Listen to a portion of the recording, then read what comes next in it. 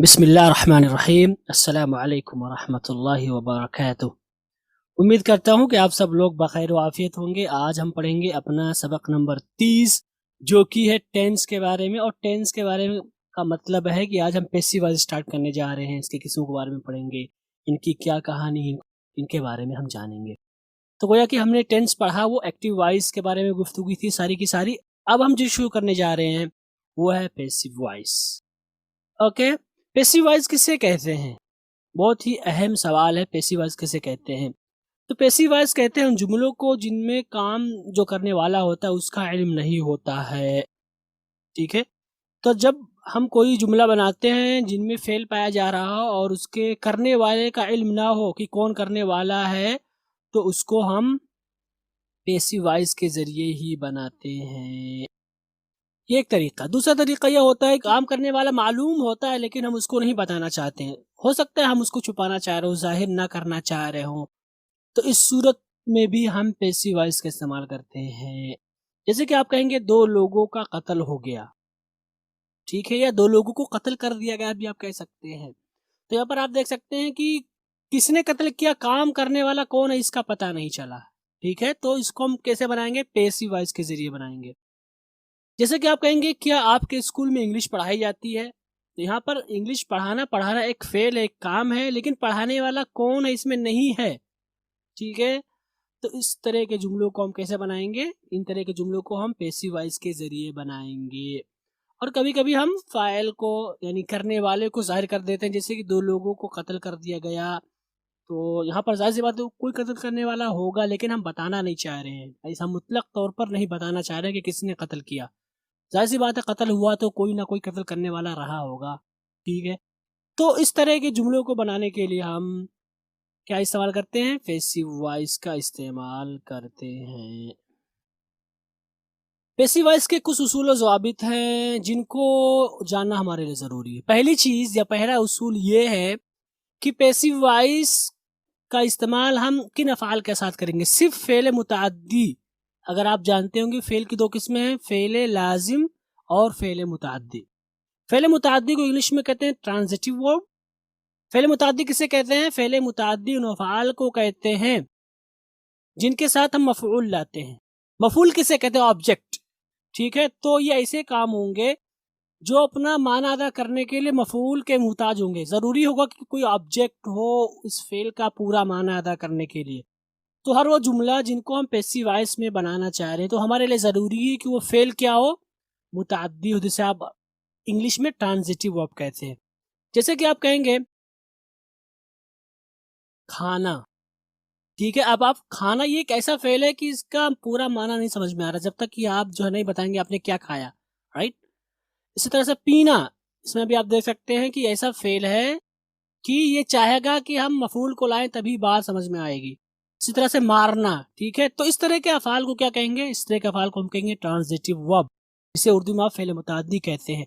तो passive voice जो बनेगी इन्हीं अफ़आल की बनेगी। इसके अलावा अगर आप फ़ेल लाज़िम के ज़रिए से अफ़आल बनाते हैं, जिसी को हम इंट्रांज़िटिव वर्ब कहते हैं इंग्लिश में, तो अगर फ़ेल लाज़िम है जैसे कि आप कहते हैं सोना, जागना, आना, इनमें फ़ाइल तो होगा लेकिन इनमें मफ़ऊल की ज़रूरत नहीं होगी। जैसे कि मैं सोया, मैं घर गया, मैं वापस आया, तो यहाँ पर देख सकते हैं इसमें ऑब्जेक्ट यानी मफ़ऊल की ज़रूरत नहीं पड़ रही है। तो इनके ज़रिए से हम पैसिव वॉइस नहीं बना सकते। तो गोया कि क्या पता चला कि पैसिव वॉइस उन अफ़आल की ही बनेगी या उन जुमलों की बनेगी जिनमें ऐसे अफ़आल हों जो फ़ेल मुतअद्दी हों, जिनको हम ट्रांज़िटिव वर्ब कहते हैं।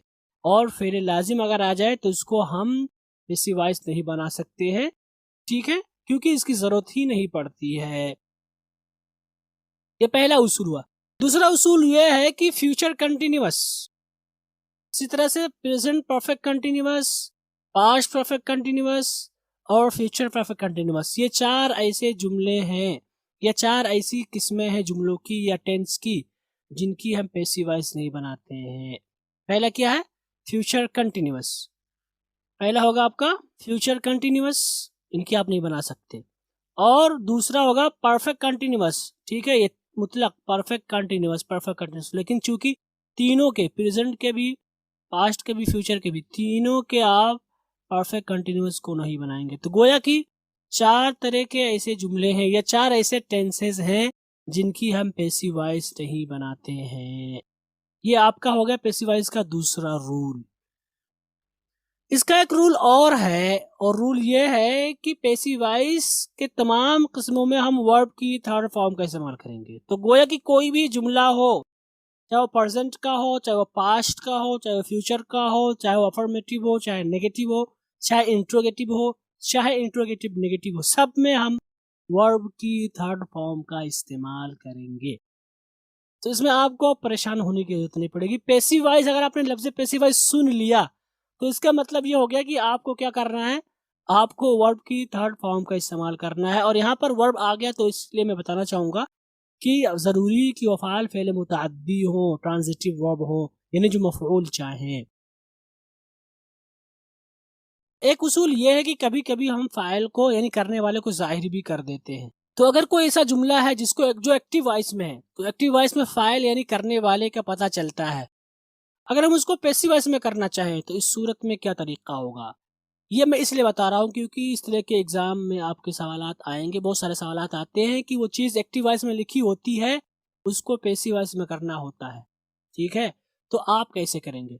तो अगर कोई जुमला एक्टिव वॉइस में है, अगर आपसे कहा जाए कि इसको पैसिव वॉइस में बदलिए, तो इसको क्या करेंगे, तो हम करेंगे कि पैसिव वॉइस में हम क्या करेंगे, जब एक्टिव वॉइस का जो ऑब्जेक्ट है उसको हम सब्जेक्ट बना देंगे पैसिव वॉइस में। ठीक है, क्या करेंगे, एक्टिव वॉइस का जो ऑब्जेक्ट है उसको हम पैसिव वॉइस में सब्जेक्ट की जगह पे लाएंगे, सब्जेक्ट बनाएंगे। और जो फाइल है यानी जो करने वाला डूअर है उसको अगर हम बतलाना चाह रहे हैं तो उसके लिए हम क्या करेंगे, उसके लिए हम करेंगे कि उससे पहले हम क्या लाएंगे, लफ्ज बाई का इस्तेमाल करेंगे। ठीक है, और जो एक्टिव वॉइस में आपका सब्जेक्ट था उसको हम ऑब्जेक्टिव केस में लाएंगे। और ऑब्जेक्टिव केस में आप पढ़ चुके हैं कि आई को हम मी में तब्दील कर देते हैं, वी को हम किस में तब्दील कर देते हैं, अस में तब्दील कर देते हैं। इसी तरह से ही को हम किस में तब्दील कर देते हैं, हिम को। तो जो भी ऑब्जेक्ट है, चूंकि प्रोनाउन की शक्ल बदलती है, ठीक है, प्रोनाउन जैसे ही था तो हिम हो जाएगा, आई था तो मी हो जाएगा। और अगर ये नाउन हो जाए जैसे कि हामिद, तो ये तो नहीं बदलेगा ना, हमेशा एक ही जगह रहेगा हामिद। तो यहाँ पर ऑब्जेक्टिव केस में हम इस्तेमाल करेंगे किसके, एक्टिव वॉइस के सब्जेक्ट को। हो सकता है अभी यहाँ पर आपको समझ में ना आए, बिल्कुल आपको घबराने की जरूरत नहीं, इंशाल्लाह धीरे धीरे सारी चीजें समझ में आ जाएंगी। अभी एक हम नजर डाल लें पैसिव वॉइस के बारे में, तो आपको घबराने की जरूरत नहीं कि क्या पढ़ाया जा रहा है। बस आपको ये जानना है कि बहुत से सवालात एग्जाम में आ जाते हैं जिनमें यह कहा जाता है कि एक्टिव वॉइस को पैसिव वॉइस में बदलिए। तो अगर कोई जुमला एक्टिव वॉइस में है तो इसका मतलब ये होगा कि उसका कोई सब्जेक्ट होगा उसमें। और मैंने बताया कि पैसिव वॉइस सिर्फ उन अफ़ाल की आती है जिनमें ऑब्जेक्ट हो, ऑब्जेक्ट होना जरूरी हो। तो जाहिर सी बात है ऑब्जेक्ट होगा और सब्जेक्ट दोनों होगा एक्टिव वॉइस में। तो जो एक्टिव वॉइस है उसके ऑब्जेक्ट को हम पैसिव वॉइस में सब्जेक्ट की जगह पे लिखेंगे।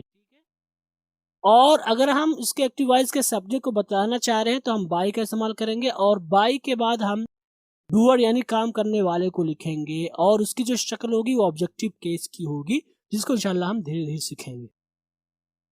तो ये चंद अहम बातें हैं पैसिव वॉइस को लेकर के। मिसाल के तौर पर आप देखेंगे आई ईट मैंगो, ठीक है, ये एक्टिव वॉइस है। अगर आपके पास सवाल आ जाए कि इसको पैसिव वॉइस में बदलिए, तो यहाँ पर मैंने क्या बताया कि एक्टिव वॉइस है तो गोया कि इसमें सब्जेक्ट भी पाया गया और ऑब्जेक्ट भी पाया गया, तो गोया कि दोनों शर्तें आ गई। मैंने क्या बताया कि एक्टिव वॉइस के ऑब्जेक्ट को आप कैसे लिखेंगे, सब्जेक्ट की जगह पे लिखेंगे। और अगर आप डूअर को लाना चाहते हैं, काम करने वाले को, तो आप बाई लिखेंगे, उसके बाद ऑब्जेक्टिव केस, तो आई की ऑब्जेक्टिव केस आएगी मी। तो आई ईट मैंगो को अगर आप चेंज कर रहे हैं पैसिव वॉइस में तो आप कैसे करेंगे, आप कहेंगे मैंगो इज ईटन बाई मी। ठीक है, तो आपको घबराने की जरूरत नहीं, इंशाल्लाह सारी चीजें आपको अच्छे से सिखाई जाएंगी। तो यहाँ पर आप देख सकते हैं कि आई, यहाँ पर देख सकते हैं मी हो गया, ऑब्जेक्टिव केस हो गया। मैंने बताया था बाई के बाद लाएंगे फाइल डूअर को, तो ऑब्जेक्टिव केस हो गया। और यहाँ पर जो मैंगो है ऑब्जेक्ट एक्टिव वॉइस का, इसको हम पैसिव वॉइस में सब्जेक्ट की जगह पे लिखेंगे, तो गोया कि मैंगो सब्जेक्ट होगा। और सब्जेक्ट का मतलब है जिसके बारे में बात की जाए। सब्जेक्ट के दो माने होते हैं, याद रखें, सब्जेक्ट के दो माने होते हैं, एक तो जो काम करने वाला होता है, दूसरा जिसके बारे में बात की जाए। तो यहाँ पर मैंगो के बारे में बात की जा रही है तो यहाँ पर मैंगो सब्जेक्ट होगा। अलबत्ता ये जो बाई मी आया हुआ इसको डूअर कहेंगे आप, यानी जो काम करने वाला है, किसके जरिए काम किया जा रहा है, मेरे जरिए, तो इसको हम डूअर कहेंगे ना कि सब्जेक्ट। सब्जेक्ट इसमें मैंगो होगा ना कि मी होगा, ठीक है। तो इस चीज का आपको ध्यान रखना है, मी को आप डूअर कहेंगे यानी काम करने वाला। तो यहाँ पर आप देख सकते हैं पैसिव वॉइस, ठीक है। जो भी चीजें मैंने आपको बताई, जो भी रूल बताए वो सारे इसमें हैं। पहले मैंने बताया था कि इसमें हम अफ़ाल की तीसरी शक्ल का इस्तेमाल करेंगे, यहाँ पर देख सकते हैं तीसरी शक्ल का आपने इस्तेमाल किया। दूसरा मैंने बताया था आपको कि इसमें यानी कि पैसिव वॉइस उन अफ़ाल की आती है जो ऑब्जेक्ट चाहते हो। तो यहाँ पर देख सकते हैं लफ्ज़ ईट ऐसा फेल है जिसके लिए ऑब्जेक्ट होना जरूरी है। जैसे अगर आप कहें आई ईट या आई एट, मैंने खाया, तो यहाँ पर आपकी बात पूरी नहीं हो रही है। तो यहाँ पर आपने क्या कहा, आई ईट मैंगो, मैंने आम खाया, तो यहाँ पर देख सकते हैं ऑब्जेक्ट आया हुआ है, तो गोया कि ये शर्त पाएगी। मैंने ये भी बताया था कि 4 तरह के ऐसे जुमले हैं जिनकी पैसिव वॉइस नहीं आती है। तो आप देखेंगे कि ये जुमला जो है आई ईट मैंगो या मैंगो इज ईटन बाय मी, ये उन जुमलों में से नहीं है जिनकी पैसिव वॉइस हम नहीं लाते हैं, ठीक है। तो यहाँ पर वो सारी चीजें पाई गई जिनको हमने आपके सामने बताया। तो पैसिव वॉइस में इन चंद उसूल का ख्याल रखना आपके लिए जरूरी है, ठीक है। और मिसालें देखें, जैसे कि ही is playing a game on the mobile, he is playing a game on the mobile, ये एक्टिव वॉइस है। अगर इसको आप पैसिव वॉइस में लाना चाहें, अगर सवाल आ जाए तो आप कैसे कहेंगे, आप कहेंगे द गेम या a game is being played on the mobile by him, ठीक है। ये हम आपको मिसालें दे रहे हैं, हम आपको परेशान होने की जरूरत नहीं, इंशाल्लाह धीरे धीरे सीखेंगे। और मिसालें देखें, एक्टिव वॉइस में है you do not eat apple, तो पैसिव वॉइस में कहेंगे apple is not eaten by you. और मिसाल देखें, हम कहेंगे राशिद बीट राहुल, तो इसकी पैसिव वॉइस बनेगी राहुल वाज बीटन, इसलिए Rahul was beaten by Rashid.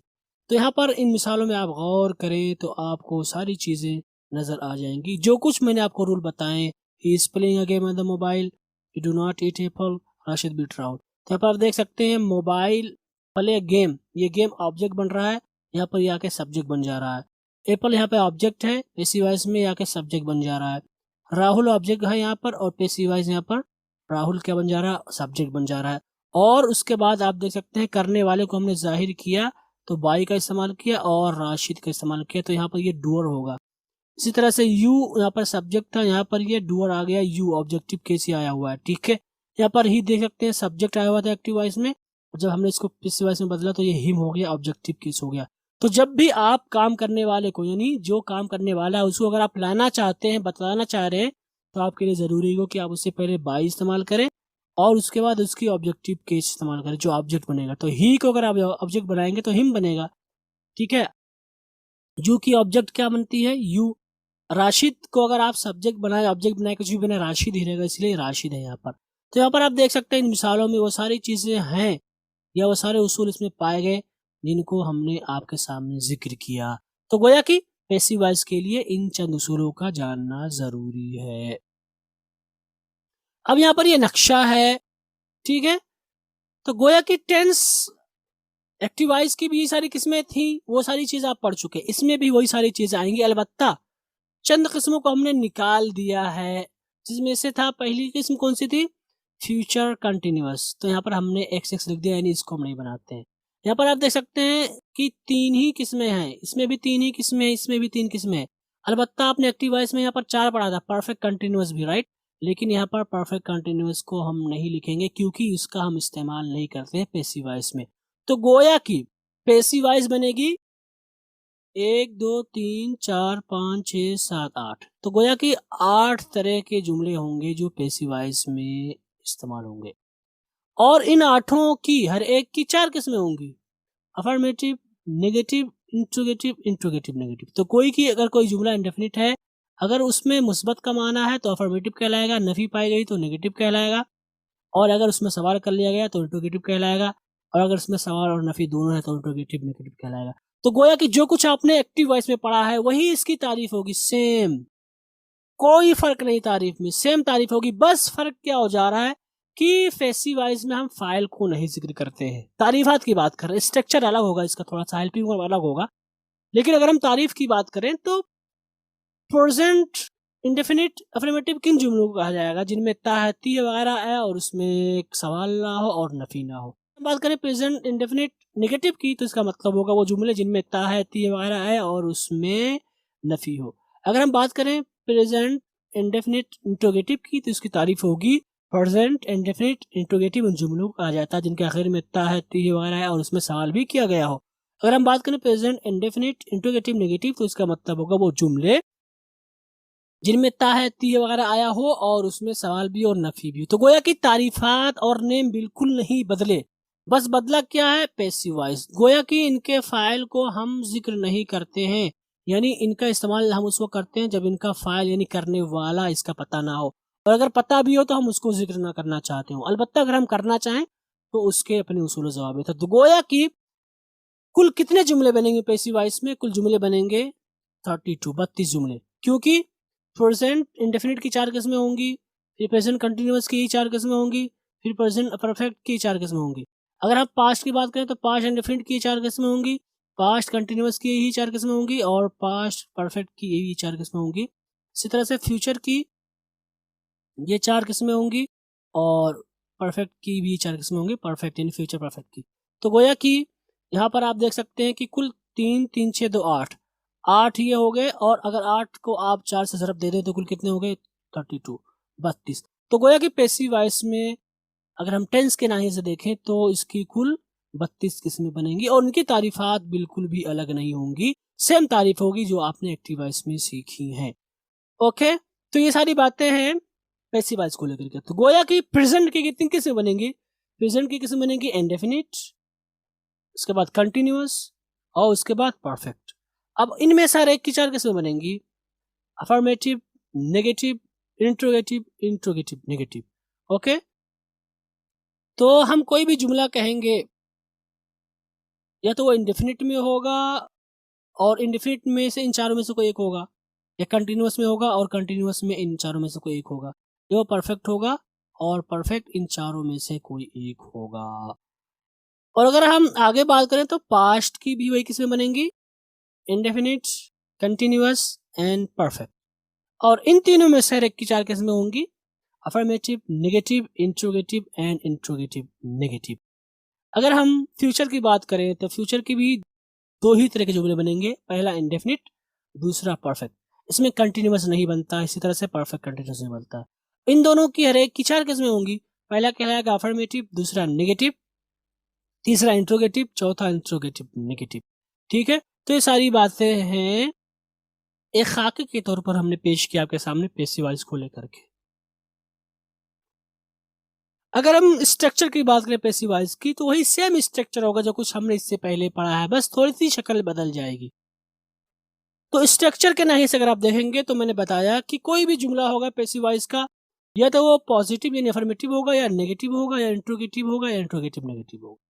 अगर कोई जुमला आपका पॉजिटिव यानी अफर्मेटिव है पैसिव वॉइस का, तो सबसे पहले आप सब्जेक्ट कहेंगे, उसके बाद हेल्पिंग वर्ब कहेंगे, उसके बाद वर्ब की थर्ड फॉर्म, उसके बाद ऑब्जेक्ट, उसके बाद दीगर वर्ड्स, उसके बाद बाय, उसके बाद डूअर, उसके बाद डूअर आ जाएगा। ठीक है, तो आपका क्या बन जाएगा?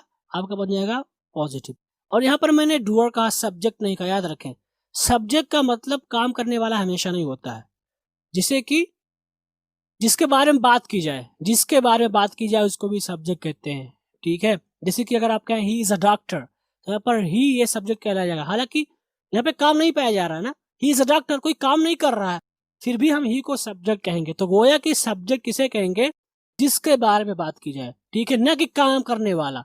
इसलिए मैंने यहाँ पर डूअर लिखा यानी काम करने वाला, क्योंकि कभी कभी हम फाइल यानी काम करने वाले को जाहिर कर देते हैं पैसिव वॉइस में भी, इसलिए यहाँ पर हमने इसको स्ट्रक्चर में लिख दिया, कभी जरूरत पड़ जाती है खास करके एग्जाम वगैरह में जब आप एक्टिव वॉइस को पैसिव वॉइस में तब्दील कर रहे हो तो इस वक्त इसकी जरूरत पड़ेगी, इसलिए मैंने यहाँ पर डूअर लिखा है। तो डूअर का मतलब हो जाएगा खास काम करने वाला, लेकिन सब्जेक्ट का मतलब दोनों हो सकता है, काम करने वाला भी या जिसके बारे में बात की जा रही है। ठीक है, तो इस चीज को आप ध्यान में रखेंगे सब्जेक्ट को लेकर के। तो ये आपका अफर्मेटिव का स्ट्रक्चर हुआ। अगर कोई आपका जुमला पैसिव वॉइस का नेगेटिव में है तो सबसे पहले आप सब्जेक्ट कहेंगे, उसके बाद हेल्पिंग वर्ब, उसके बाद नॉट, उसके बाद वर्ब, वर्ब की थर्ड फॉर्म आप लिखेंगे, उसके बाद ऑब्जेक्ट, उसके बाद दीगर वर्ड्स, उसके बाद बाई के साथ आप सब्जेक्ट यानी काम करने वाला जो डूअर है असल में उसको आप लिखेंगे अगर आप लाना चाहते हैं काम करने वाले को। ठीक है, तो आपका स्ट्रक्चर है नेगेटिव का। ठीक, अगर कोई जुमला में सवाल कर लिया गया तो यहाँ पर सबसे पहले क्वेश्चन वर्ड कहेंगे, उसके बाद हेल्पिंग वर्ब, उसके बाद सब्जेक्ट, उसके बाद वर्ब की थर्ड फॉर्म, उसके बाद ऑब्जेक्ट, उसके बाद दीगर वर्ड्स। उसके बाद अगर आप फाइल को जाहिर करना चाहते हैं काम करने वाले को तो बाई लाएंगे, उसके बाद डूअर लाएंगे यानी काम करने वाले को। और डूअर यहाँ पर जो ऑब्जेक्ट लिखा हुआ है इसका मतलब ये है कि ऑब्जेक्टिव केस। यहाँ पर ऑब्जेक्ट का मतलब ऑब्जेक्ट नहीं है मफूल, बल्कि यानी जो काम करने वाला है उसकी ऑब्जेक्टिव केस आप इस्तेमाल करेंगे। ठीक है, डूअर ऑब्जेक्टिव केसेस को मान के चलेंगे। देखिए यहाँ पर अगर जैसे ही था तो यहाँ पे हिम आएगा, ठीक है, शी था तो हर आएगा, आई था तो मी आएगा। यहाँ पर ऑब्जेक्ट का मतलब डूअर का ऑब्जेक्ट, ठीक है, यानी ऑब्जेक्टिव केस मुराद है यहाँ पर। ठीक है, अगर हमारा कोई जुमला सवाल में भी है और उसमें नफी भी है तो हम सबसे पहले क्वेश्चन वर्ड कहेंगे, उसके बाद हेल्पिंग वर्ब, उसके बाद सब्जेक्ट, उसके बाद नॉट, उसके बाद वर्ब की थर्ड फॉर्म, उसके बाद ऑब्जेक्ट, उसके बाद दीगर वर्ड। उसके बाद अगर हम फाइल को लाना चाहते हैं तो हम बाय के साथ डूअर का इस्तेमाल करेंगे, उसमें ऑब्जेक्टिव का इस्तेमाल करेंगे। और यहाँ पर आपको ध्यान देना है वो ये है कि अगर आपका जुमला लफ्ज़ कैसे स्टार्ट हो उर्दू वाला तो हम क्वेश्चन वर्ड न लिख करके डायरेक्टली हम हेल्पिंग वर्ब से ही स्टार्ट करेंगे। तो गोया कि जो कुछ आपने पहले पढ़ रखा था वही सारी चीजें फिर से आ रही हैं, बस थोड़ी सी तब्दीली आ जाएगी। अलबत्ता आप देखेंगे तो स्ट्रक्चर नहीं चेंज हुआ है, स्ट्रक्चर बिल्कुल भी नहीं चेंज हुआ है। वहाँ पर भी पॉजिटिव में सबसे पहले आप सब्जेक्ट लिखते थे, फिर हेल्पिंग वर्ब, सारी चीजें वही है। और फिर उसके बाद वर्ब लिखते थे, उसके बाद ऑब्जेक्ट, उसके बाद दीगर वर्ड्स। ठीक है, सारी चीजें वही है, बस ये थोड़ा सा चूंकि इसका नेम चेंज हो रहा है, पैसिव वॉइस हो जा रहा है, इससे जाहिर सी बात है थोड़ी बहुत तब्दीली आएगी। तो आपको बहुत ज्यादा इसमें दिमाग लगाने की जरूरत नहीं पड़ेगी, इंशाल्लाह सारी चीजें वही घुमा फिरा कर आ रही हैं। और यहाँ पर एक चीज आपको ध्यान देना है हेल्पिंग वर्ब और नॉट को लेकर के कि अगर हेल्पिंग वर्ब आपका दो या दो से ज्यादा हिस्सों पर मुश्तमिल होगा तो आप हेल्पिंग वर्ब के पहले हिस्से को लिखेंगे, फिर नॉट, उसके बाद बाकी हिस्से को लिखेंगे। और यहाँ पर भी सारी चीजें फॉलो करेंगे। तो जो कुछ आपने एक्टिव वॉइस में सीख रखा है वही सारी चीजें पैसिव वॉइस में भी आपको फॉलो करनी है। तो ये सारी बातें किसको लेकर है, स्ट्रक्चर को लेकर के हैं। ठीक है, ये खाका बनेगा आपका पैसिव वॉइस का। खुलासा कलाम क्या है, आज हमने सीखा पैसिव वॉइस को लेकर के। पैसिव वॉइस के बारे में हमने क्या सीखा, पैसिव वॉइस उन जुमलों को कहते हैं जिनका करने वाले का पता ना हो। ठीक है, लेकिन कभी कभी पता होता है लेकिन हम उसको जाहिर भी नहीं करते। पैसिव वॉइस किसकी बनती है, पैसिव वॉइस सिर्फ ट्रांजिटिव वर्ब की बनती है जिसे आप फेल मुताद्दी कहते हैं, जैसे कि खाना पीना मारना लाना वगैरह। ठीक है, ये ऐसे अफ़आल हैं जिनके लिए ऑब्जेक्ट का होना जरूरी है। अगर ऑब्जेक्ट यानी मफूल को आप नहीं लिखते हैं तो फिर वो आपका जुमला पूरा नहीं माना जाएगा, बात मतलब अधूरी रह जाएगी। इसी तरह से तीसरी चीज का आपको जो ख्याल रखना है, जो तीसरा रूल है वो ये है कि फ्यूचर कंटिन्यूअस और परफेक्ट कंटिन्यूअस। परफेक्ट कंटिन्यूअस में तीनों आ जाएंगे, present perfect continuous, past perfect continuous और फ्यूचर परफेक्ट कंटिन्यूअस। ठीक है, यहाँ पर मैंने सिर्फ फ्यूचर कंटिन्यूअस कहा, ये अलग है, और परफेक्ट कंटिन्यूअस ये अलग है। ठीक है, फ्यूचर कंटिन्यूअस और परफेक्ट कंटिन्यूअस। परफेक्ट कंटिन्यूअस चार तरह के होंगे ना, तीन तरह के होंगे ना, present perfect continuous, past perfect continuous, future perfect continuous, right.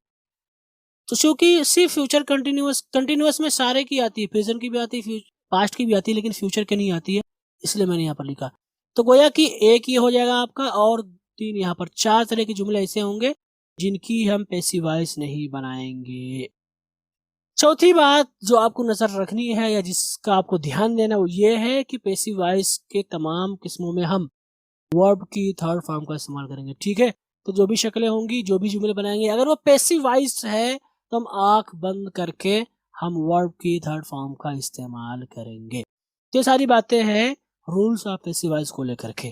ठीक है, तो हमारे सामने जो निकल कर आया वो ये है कि जितने भी जुमले बनेंगे पैसिव वॉइस में वो कुल 32 होंगे, और ये उनके नाम है present indefinite, present continuous, present perfect, past indefinite, past continuous, past perfect, future indefinite, future perfect.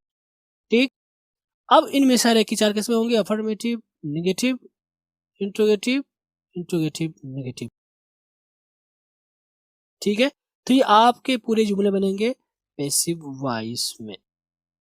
अगर हम इसके स्ट्रक्चर की बात करें, पैसिव वॉइस के स्ट्रक्चर को देखें तो इसका स्ट्रक्चर यहाँ पर आपके सामने इससे पहले भी बता चुका हूँ कि सबसे पहले हम क्या कहेंगे, सबसे पहले हम सब्जेक्ट कहेंगे, उसके बाद हेल्पिंग वर्ब, उसके बाद वर्ब का थर्ड फॉर्म, उसके बाद ऑब्जेक्ट, उसके बाद दीगर वर्ड्स। और अगर हम फाइल को लाना चाहते हैं तो हम बाय के साथ लाएंगे और ऑब्जेक्ट लिखेंगे उसका। ठीक, अगर कोई जुमला नेगेटिव में है तो सबसे पहले सब्जेक्ट, उसके बाद हेल्पिंग वर्ब, उसके बाद नॉट, उसके बाद वर्ब, उसके बाद ऑब्जेक्ट, उसके बाद दीगर वर्ड, उसके बाद बाय, उसके बाद डूअर, जो कि ऑब्जेक्टिव केस होगा। इंट्रोगेटिव की अगर हम बात करते हैं सबसे पहले हम क्वेश्चन वर्ब, उसके बाद हेल्पिंग वर्ब, उसके बाद सब्जेक्ट, उसके बाद वर्ब, उसके बाद ऑब्जेक्ट, उसके बाद दीगर वर्ड्स, उसके बाद बाय, उसके बाद डूअर। ठीक है, अगर आप लाना चाहते हैं काम करने वाले को तो आप ला सकते हैं। इंट्रोगेटिव नेगेटिव की बात करें तो सबसे पहले हम क्वेश्चन वर्ड कहेंगे, उसके बाद हेल्पिंग वर्ब, उसके बाद सब्जेक्ट, उसके बाद नॉट, उसके बाद वर्ब, और वर्ब में थर्ड फॉर्म याद रखें ऑब्जेक्ट, उसके बाद डियर वर्ड, उसके बाद अगर आप फाइल को लाना चाहते हैं यानी काम करने वाले को, आप यहाँ पर बाय के जरिए लाएंगे और उसके ऑब्जेक्टिव केस का आप इस्तेमाल करेंगे। तो सारी बातें हैं पैसिव वॉइस को लेकर के। अब हम आपके सवाल सुनते हैं, अगर आपके पास कोई सवाल है तो आप मुझसे करें ताकि हम उसका जवाब दें इंशाल्लाह।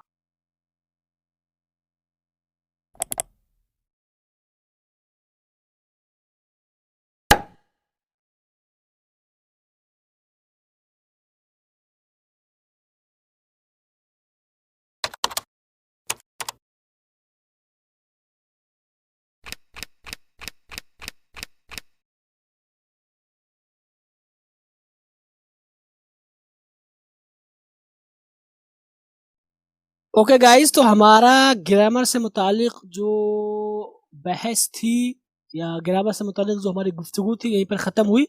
अब हम आगे चलते हैं अपने दूसरे हिस्से की तरफ जो कि होमवर्क पर मुश्तमिल है, यानी तमरीन पर, एक्सरसाइज पर मुश्तमिल है।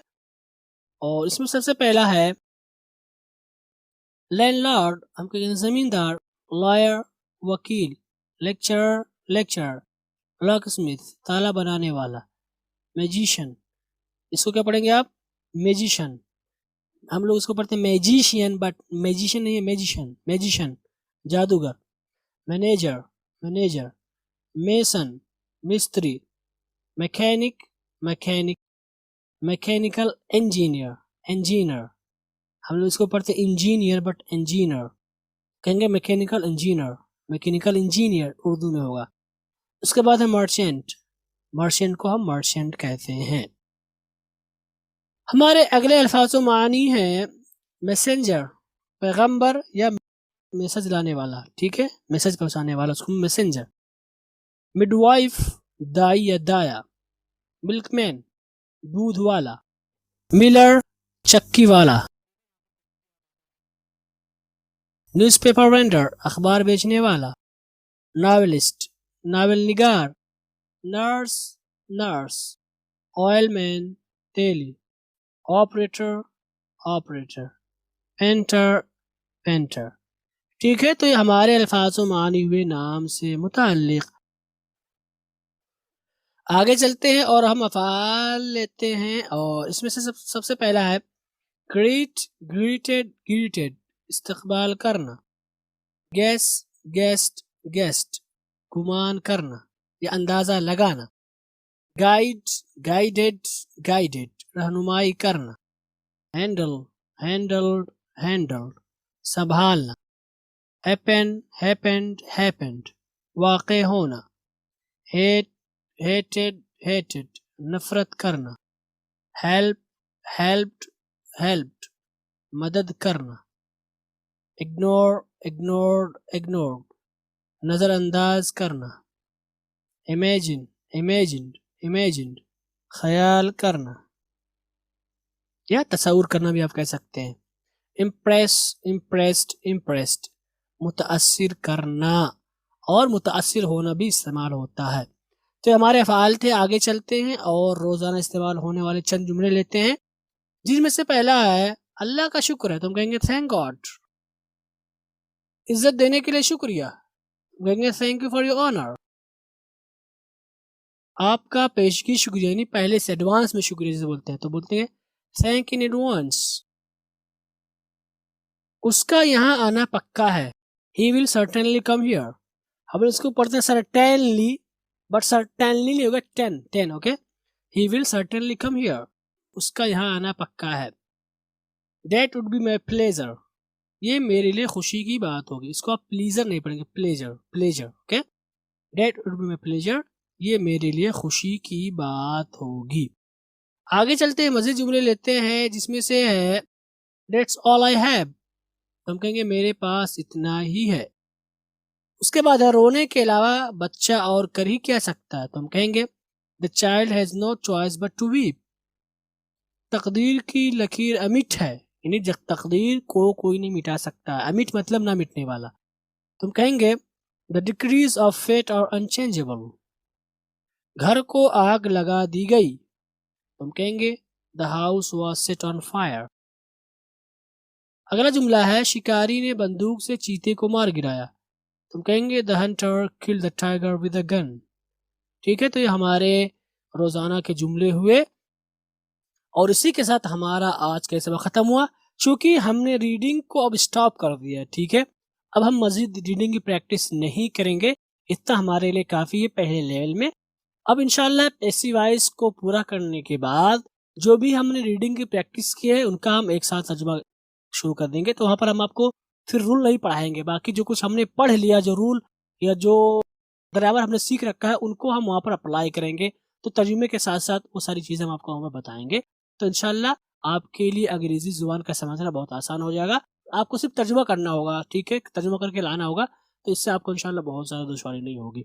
तो आज का ये सबक यहीं पर ख़त्म हुआ और उम्मीद करता हूँ कि आपके लिए ये सबक मुफीद रहा होगा, जो कि पैसिव वॉइस के बारे में है। और पैसिव वॉइस के बारे में बस आप इतना जान लें तो काफ़ी होगा इंशाल्लाह। बाकी इंशाल्लाह आगे से हम एक-एक करके सारे रूल्स को पढ़ेंगे। और यहीं पर आपसे रुखसत होते हैं। वस्सलामु अलैकुम व रहमतुल्लाहि व बरकातहू।